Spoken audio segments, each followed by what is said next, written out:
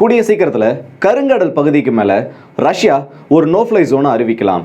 நாட்டோட விமானங்கள் அடிக்கடி இந்த கிரீமியாவோட கடல் பகுதியை ஒட்டி அடிக்கடி ரோந்து பணியில் ஈடுபடுறோம், இல்லைனா உளவு தகவல்களை சேகரிக்கிறோம்னு சொல்லிட்டு இந்த கருங்கடலை ஒட்டிய பகுதிகளில் அதிகமாக தென்படுது.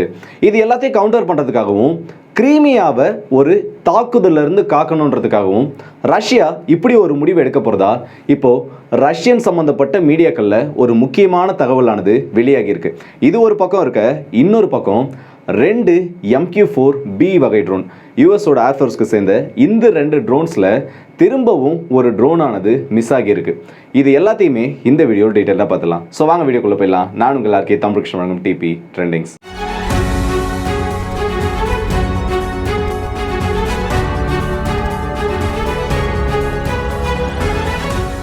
முதல்ல இந்த MQ-4 ட்ரோன் மிஸ் ஆனதை பற்றி கொஞ்சம் டீட்டெயிலாக பார்த்துடலாம்.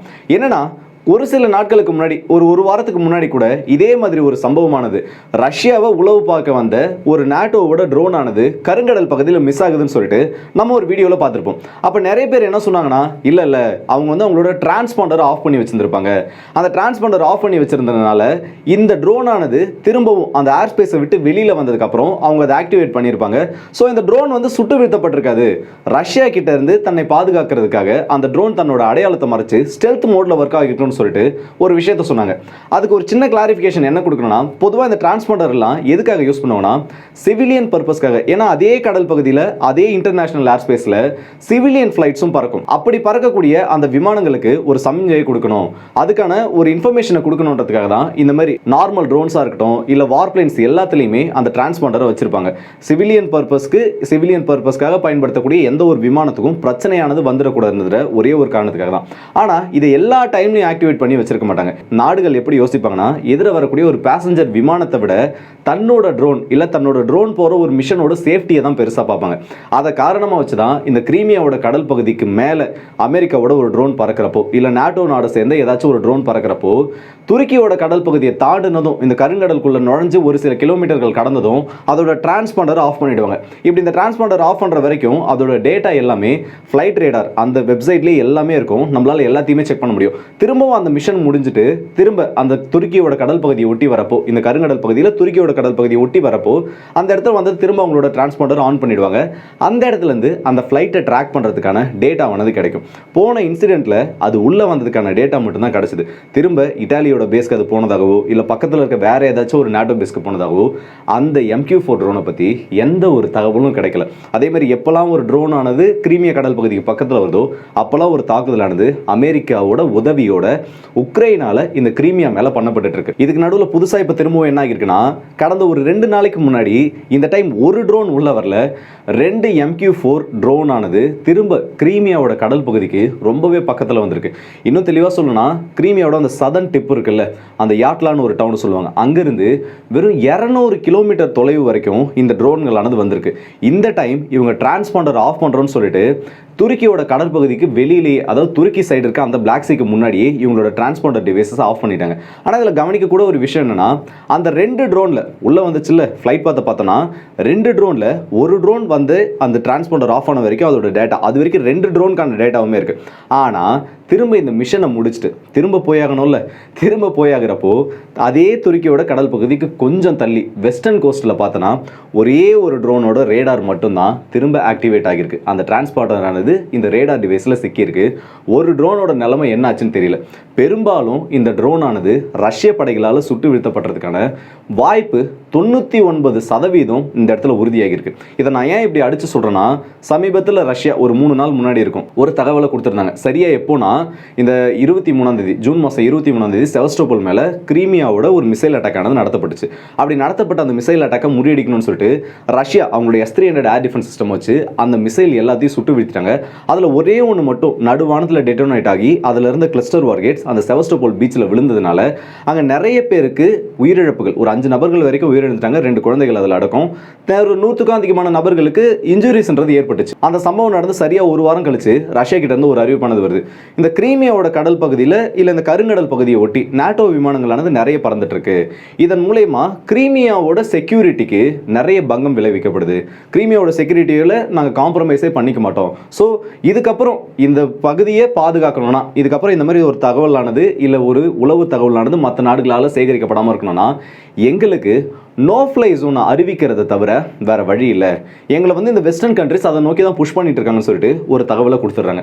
சரியா அந்த அறிவிப்பு வந்த ஒரு சில நாட்கள்லேயே அமெரிக்காவோட ஒரு ட்ரோன் மிஸ் ஆகுது. அதாவது உள்ள 2 ட்ரோன் வருது, திரும்ப போகிறப்ப வெளியில் ஒரு ட்ரோன் தான் போயிருக்கு.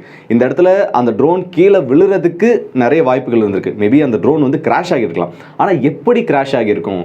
ஒரு டைம் வந்து ரஷ்யா அவங்களோட Su-27 வச்செல்லாம் திரும்ப இந்த ட்ரோனை வந்து ஃபிசிக்கலாக டச் பண்ணி, அதாவது டேரெக்டாக வெப்பனை வச்சு அடிக்காமல் மேலே டம்ப் பண்ணுறது, ஃபியூலை டம்ப் பண்ணுறது, எல்லாம் என்னெல்லாம் பண்ண முடியுமோ எல்லாத்தையும் பண்ணி இந்த ட்ரோனை கீழே விழ வச்சாங்க. இந்த ட்ரோனை பொறுத்த வரைக்கும் அமெரிக்காவுக்கு ரொம்பவே ஒரு முக்கியமான அசெட். ஏன்னா S-400 வெளியே வரக்கூடிய அந்த ஒரு ரேடார் அலவரிசை, இன்னும் நிறைய ஏர் டிஃபென்ஸ் சிஸ்டம் எந்த இடத்துல நிறுத்தி வச்சிருக்காங்க, இவங்களோட பேசஸ் எந்தெந்த இடத்துல இருக்கு, ரஷ்யாவோட பேஸ் எல்லாம் ஃப்ரண்ட் லைன் ஒட்டி எந்த இடத்துல இருக்கு, கிரீமியாவோட ட்ரூப் டெப்ளாய்மெண்ட் எப்படி இருக்கு, ரேடார் இன்ஸ்டாலேஷன்ஸ் எந்த இடத்துல இருக்குன்னு சொல்லிட்டு உக்ரைனுக்கு தகவலை கொடுக்கறதுல ரொம்பவும் முக்கியமான இடத்துல இருக்க ஒரு ட்ரோன்னா இந்த MQ-4 சொல்லலாம். அப்படிப்பட்ட ட்ரோன் இப்போ திரும்பவும் ஒன்று காணாமல் போயிருக்கிறது. அமெரிக்காவுக்கு இது பின்னடைவு கிடையாது, ஆனால் உக்ரைனுக்கு இது ரொம்பவே ஒரு பின்னடைவாக மாறிட்டு இருக்கு. ரஷ்யா ஒரு பக்கம் தெளிவாக அவங்களோட காய்களை நகர்த்திட்டு இருக்காங்க. இப்போ நோ ஃப்ளை ஜோன் இன்னும் ரஷ்யா அஃபிஷியலாக அனௌன்ஸ் பண்ணல. ஆனால் இந்த ஒரு தாக்குதல் மட்டும் நடந்துருந்துச்சுன்னா, ஒருவேளை அமெரிக்காவோட ட்ரோனை ரஷ்யா டவுன் பண்ணியிருந்தாங்கன்னா அது ரஷ்யா ஒரு நோ ஃப்ளை ஜோனை அறிவிச்சதுக்கு சமமாயிடும். இந்த நோ ஃப்ளை ஜோனை பற்றி ஆரம்ப காலகட்டத்தில் நம்ம நிறைய கேள்விப்பட்டிருக்கோம். ஏன்னா ஜெலன்ஸ்கி அவர்கள் ஒரு விஷயத்த சொல்லியிருந்தாரு, ரஷ்யா வந்து கண்ட்ரோல் பண்ணணும்னா, ரஷ்யாவோட பிளேன்ஸை உக்ரைனோட ஏர் ஸ்பேஸை விட்டு வெளியில் வைக்கணும்னா நாட்டோ கண்ட்ரிஸ் நாட்டோவோட சப்போர்ட்டோட இந்த இடத்துல ஒரு நோ ஃப்ளை ஜோனை போட்டே ஆகணும். நாட்டோவால் போடப்பட்ட ஒரு நோ ஃப்ளை ஜோனுக்குள்ள ரஷ்யாவோட விமானங்கள் வந்துச்சுன்னா அதை சுட்டு தள்ளுறதுக்கு நாட்டோ தயாராக இருக்கணும்னு சொல்லிட்டு எல்லா நாட்டோ நாடுகளையும் உக்ரைனுக்குள்ள எப்படியாச்சும் இழுத்து விடணும்னு பார்த்தாரு. ஏன்னா இது சாதாரணமான ஒரு விஷயம் கிடையாது. இப்போ ரஷ்யா உக்ரைன்ன்றது ஒரு பிரச்சனை. ரஷ்யாவோட விமானங்கள் உக்ரைனுக்குள்ள போச்சுன்னா ரஷ்யா சுட்டு தள்ளுவாங்க, ரஷ்யாவோட விமானங்கள் உக்ரைனுக்குள்ள வந்துச்சுன்னா உக்ரைனும் சுட்டு தள்ளுவாங்க. ஆனால் தேர்ட் பார்ட்டியா ஒரு கண்ட்ரியை கொண்டு வருது. இப்போ ஒரு உதாரணத்துக்கு நாட்டோ வேண்டாம், போலாந்தை மட்டும் வச்சுக்கோம். போலாந்தோட சப்போர்ட்டோட ஒரு நோ ஃப்ளை ஜோன்ன்றது உக்ரைனில் இம்ப்ளிமெண்ட் பண்ணப்பட்டுச்சு, இல்லை உக்ரைனில் போட்டுட்டாங்கன்னா ரஷ்யாவோட ஏர்பிளைன் ஏதாச்சும் உக்ரைனோட ஏர் ஸ்பேஸ்க்குள்ளே வந்துச்சுன்னா அதை சுட்டு தள்ளுறதுக்கு போலாந்துக்கு உரிமை இருக்குது. இப்போ அவங்க என்ன சொல்லுவாங்கன்னா, எங்களுக்கு உக்ரைனுக்கு நடுவில் இப்படி ஒரு டீல் ஆனது கையெழுத்தாகிருக்கு. இப்போது இந்த நாட்டுக்குள்ளே உங்களோட விமானம் வந்துச்சுன்னா அதை சுட்டு தள்ளுறதுக்கான முழு அதிகாரத்தை எங்களுக்கு உக்ரைன் கொடுத்துட்டாங்கன்னு சொல்லிட்டு ரஷ்யாவோட விமானத்தை போலாந்து அடிச்சிருவாங்க. இது எல்லாமே ஒரு உதாரணத்துக்கு மட்டும்தான். அது வரைக்கும் ரஷ்யா விட்டு வைக்க மாட்டாங்க போலாந்து என்ட்ராகிற வரைக்கும். அதே டைமில் ரஷ்யாவும் திரும்ப போலாந்து அடிக்கலாம். ஏன்னா என்னோட விமானத்தை நீ உக்ரைனுக்குள்ளே வச்சு அடிச்சினா உன்னோட ஏர் ஸ்பேஸில் பறக்கக்கூடிய உன்னோட விமானத்தை நான் அடிப்பேன்னு சொல்லிட்டு பதிலுக்கு ரஷ்யா அடிக்கலாம். ஒரு நாடு உள்ள வந்தாலே இந்த அளவுக்கு பிரச்சனைகள் வரப்போ நாட்டோன்றது 30 நாடுகளை விட அதிகமாக இருக்கிற நாடுகளோட ஒரு பெரிய கூட்டமைப்பு. அந்த எல்லா நாடுகளோட கண்ட்ரோலோட இந்த இடத்துல ஒரு நோ ஃப்ளை ஜோன் மட்டும் போடப்பட்டிருந்துச்சுன்னா அன்னைக்கே இது நாட்டோ விசஸ் ரஷ்யான்ற ஒரு பெரிய வரா மாதிரி இருக்கும். அந்த ஒரு காரணத்தை மையமாக வச்சு தான் இல்லை நோ ஃப்ளை ஜோன்லாம் போட முடியாது, நான் உனக்கு ஆயுதத்தை கொடுக்குறேன், நீ வேணா அடிச்சுக்கோன்னு சொல்லிட்டு இன்னே வரைக்கும் டைரக்டாக எந்த நாடும் உள்ளே இறங்காமல் உக்ரைனை தூண்டி விட்டு உக்ரைனை சண்டை போட வச்சுட்டு இருக்காங்க. ஆனால் ரஷ்யா இப்போ ஒரு நோ ஃப்ளை ஜோனை இந்த இடத்துல இம்ப்ளிமெண்ட் பண்ணிட்டாங்கன்னு வைங்க, அந்த இடத்துல எந்த ஒரு நாட்டோட விமானமும் வந்தாலும் சுட்டு தள்ளுறதுக்கு ரஷ்யாவுக்கு அதிகாரம் இருக்குது. இப்போ கிரீமியாவோட கடல் பகுதியிலேருந்து 200 கிலோமீட்டர் வரைக்கும் இந்த ட்ரோன் ஆனது வந்திருக்கு. கடைசியாக கிடைக்கப்பட்ட தகவலின் படி அந்த 200 கிலோமீட்டர்லேயே ரஷ்யா ஒரு நோ ஃப்ளை ஜோனை போட முடியுமான்னு கேட்டிங்கன்னா 200 கிலோமீட்டர்ன்றது அந்த ஸ்பெஷல் எக்கனாமிக் ஜோனுக்கு கொஞ்சம் அந்த பவுண்டரிக்கு வெளியில் வர மாதிரி இருக்கும். அந்த இடத்துல ஒரு நோ ஃப்ளை ஜோனை ரஷ்யா இம்ப்ளிமெண்ட் பண்ணுறதுன்றது ஒரு முடியாத காரியம்னே சொல்லலாம். ப்ராக்டிக்கலாக பார்த்தோன்னா அந்த இடத்துல உங்களால் ஒரு நோ ஃப்ளை ஜோனை போடுறதுன்றது ரொம்ப கஷ்டமான காரியம். ஆனால் ரேடாரோட கடைசி சிக்னேச்சர், இந்த ஃப்ளைட் ரேடாரில் கடைசியாக கிடைத்த தகவலின் படி தான் 200 கிலோமீட்டர் தொலைவில் இந்த விமானங்களோட டிரான்ஸ்பாண்டர்ன்றது ஆஃப் ஆயிருக்கு. ஸோ கண்டிப்பாக இன்னும் அட்லீஸ்ட் ஒரு 50-60 கிலோமீட்டர், ஏன் ஒரு 100 கிலோமீட்டர் கூட இந்த விமானங்கள் கிரீமியாவோட கடற்கரை பகுதியை ஒட்டி போகிறதுக்கான வாய்ப்பு இருக்குது. அந்த 100 கிலோமீட்டர் உள்ள வரைக்கும் போயிருந்தாங்க, இல்லை 100 கிலோமீட்டர் தாண்டி போயிருந்தாங்கன்னா கண்டிப்பாக ரஷ்யாவால் ஒரு நோ ஃப்ளை ஜோனை இதை தாண்டி வர விமானங்களை சுட்டு வெளுத்துவோன்னு சொல்லிட்டு அவங்களால போட முடியும். இப்போ இந்த நோ ஃப்ளை ஜோனை போட்டுட்டாங்கன்னா அதை காரணமாக வச்சு திரும்பவும் நாட்டோ கண்ட்ரிஸ் சப்போர்ட்டோட ஒரு நோ ஃப்ளை ஜோனை உக்ரைனுக்குள்ளே போடணும்னு சொல்லிட்டு ஜெலன்ஸ்கி அவர்கள் ஒரு பெரிய ப்ரெஷரை கொடுப்பாரு. அந்த ப்ரெஷர்னால இந்த டைம் மேபி பை சான்சஸ் அதுக்கு ஒத்துக்கிறதுக்கான சான்ஸ் இருக்குது. ஏன்னா ஆரம்பத்துலலாம் பெரிய லாங் ரேஞ்ச் வெப்பனை கொடுக்க மாட்டோம் சொன்ன அமெரிக்கா இன்னைக்கு அவங்களோட ஸ்டாண்ட்ல இருந்து மாறி இருக்காங்க. எங்கள் வெப்பனை கொடுக்க வேண்டியது தாங்க எங்கள் வேலை, அதை அடிக்கிறதும் அடிக்காமல் போகிறதும், எந்த இடத்துல அடிக்கிறாங்களோ அந்த இடத்துல அடிக்கிறதும் அடிக்காமல் போகிறதும் உக்ரைனோட வேலைன்னு சொல்லிட்டு அப்படியே வெப்பனை கொடுத்துட்டு ஒரு ஸ்டெப் பின்னாடி எடுத்து வச்சிட்டாங்க. நாளை பின்ன நாங்கள் வந்து எங்களோட ட்ரூப்ஸ் உள்ள நிறுத்தி வைக்கிறோங்க, உக்ரைனுக்கு எங்களோட ட்ரூப்பை கடன் கொடுத்துருக்கோம், அதை பயன்படுத்துறதும் இல்லை அதை ரஷ்யாவுக்கு எதிரான போரில் பயன்படுத்தாமல் போகிறதும் உக்ரைனோட பொறுப்புன்னு சொல்லிட்டு இதே மாதிரி ஒரு சம்பவத்தை அமெரிக்காவோட நட்பு நாடுகளும் இந்த உக்ரைனில் பண்ணாலும் அதில் ஆச்சரியப்படுறதுக்கு எதுவும் இல்லை. இப்போதைக்கு ஒரு ட்ரோன் பிளாக் சீல காணாமல் போயிருக்கு. அப்படி காணாமல் போன ட்ரோன் மேபி ரஷ்யாவால் சுட்டு வீழ்த்தப்படலாம்.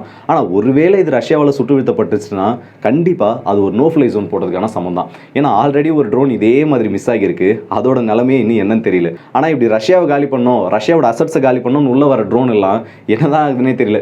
திடீர்னு காணாமல் போகுது. இப்படியே போயிட்டு இருந்துச்சுன்னா கூடிய சீக்கிரத்தில் அமெரிக்கா எங்களோட ட்ரோனை யாராச்சும் பார்த்தீங்களான்னு எப்படி F-35 காணும்னு தேடினாங்களோ அதே மாதிரி இந்த ட்ரோன்ஸை தேடுறதுக்கான வாய்ப்பு இருக்கு. ஒருவேளை உங்களோட கண்ணில் யாருக்காச்சும் பட்டுச்சுன்னா இந்த ட்ரோன்ஸை பற்றின தகவலை தாராளமாக நீங்கள் அமெரிக்காவுக்கு கொடுக்கலாம். ஸோ இதோட இந்த வீடியோட எடுக்க வந்துட்டோம். இந்த வீடியோ பற்றி உங்களோட கருத்துக்களை கமெண்ட் செக்ஷனில் சொல்லுங்கள். ஒரு நோ ஃப்ளை ஜோனை நாட்டோவுக்கு எதிராக ரஷ்யாவால் கருங்கடல் பகுதியில் போட முடியுமா? அப்படி போட்டால் ரஷ்யாவுக்கு என்ன பிரச்சனைகள் வரும்? ரஷ்யாவால் இதை சமாளிக்க முடியுமா? இல்லை ரஷ்யாவுக்கு எதிராக நாட்டோ கண்ட்ரோல்டு ஒரு நோ ஃப்ளை ஜோனை உக்ரைனுக்குள்ளே போட முடியுமான்னு நீங்கள் என்ன நினைக்கிறீங்கிறத மறக்காமல் கமெண்ட் செக்ஷனில் சொல்லுங்கள். அடுத்த வீடியோ சந்திப்போம். அதுவரை உங்களிடம் விடைபெறுது உங்கள் ஆர்கே.